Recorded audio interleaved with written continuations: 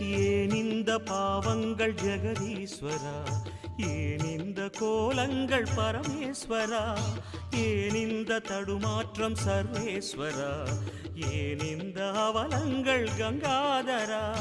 மூன்றாவதாம் உன் கண்ணையே நீர் திறப்பீர் உலகுயவே.